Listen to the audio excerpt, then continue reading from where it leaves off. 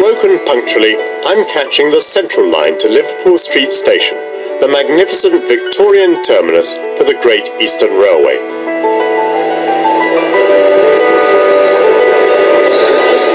Now I'm going to visit a London railway, which as a Londoner I've never travelled on. I've never even seen a photograph of it. It's that mysterious. In addition to the tube and subterranean mainline services, London is home to another railway, whose existence few even know of. Deep under the hustle and bustle of London's streets, a unique electric train system winds in between the underground network. The Rail Mail, a secret system of tunnels, railway lines and platforms, was built by the Post Office for one very special reason: to deliver the capital's post. I've been granted access to this private world deep in the bowels of the earth.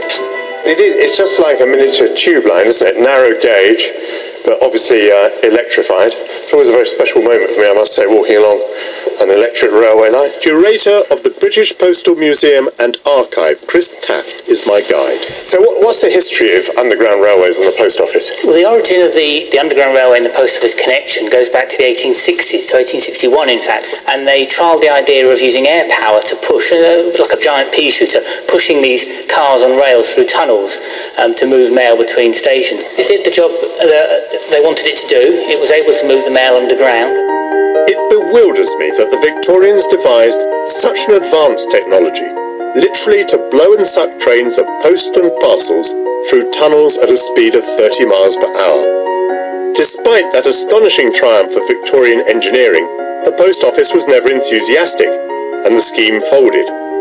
But two events coincided which forced the Royal Mail to think again: the growth in Britain's postal traffic, a staggering 5.9 billion items annually by the eve of the First World War, and a need to avoid London's congested streets, where vehicles were moving at just 10 miles per hour. So work started again on a railway system 21 metres below the surface, which opened in 1928. Ran from East London, from the Eastern District Office, through to an office and railway station at Paddington in West London, so 6.5 miles, and there's something like 22 miles of track. And presumably it carried a lot of mail. It did. I mean, it operated at its peak, it was operating 22 hours a day, operating every day. It operated continually throughout the Second World War as well. So the volumes of mail were huge that were being transported by the network. Amazingly, this system ran until 2003, carrying 30,000 mail bags per day at its peak. It took 26 minutes to travel 7 miles under the streets of London, stopping for a minute at each station. Okay, Mark, I'm going to introduce you to Ray Middlesworth, one of the engineers. Hello. Hello, Ray. Network.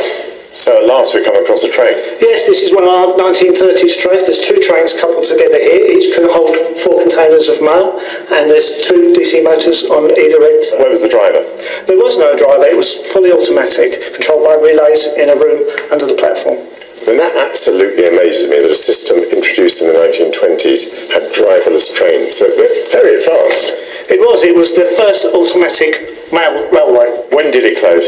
It closed in 2003. Now that's remarkable, isn't it? I mean, I expect many people don't know this railway exists, and certainly would be surprised to know that it was operating until 2003. It's really quite a secret railway, isn't it? Yes, it was sort of called amongst our own people one of the best kept secrets of the Royal Mail. And indeed, I think London's best kept secret, probably. Many people know about the tube itself, the classic tube, and other railway lines, but not this one. The advent of the internet and email sounded the death knell for the mail rail, as far fewer items are now sent by traditional and no longer works. But I have the unique chance to experience just for one moment what it was like to be a parcel on the mail rail.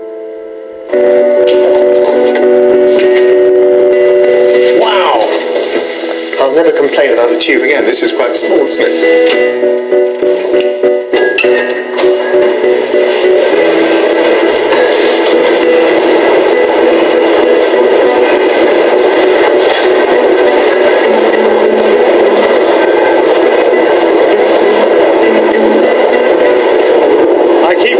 Waste not to use this line, that it ought to be brought back into service, but let's face it, with these dimensions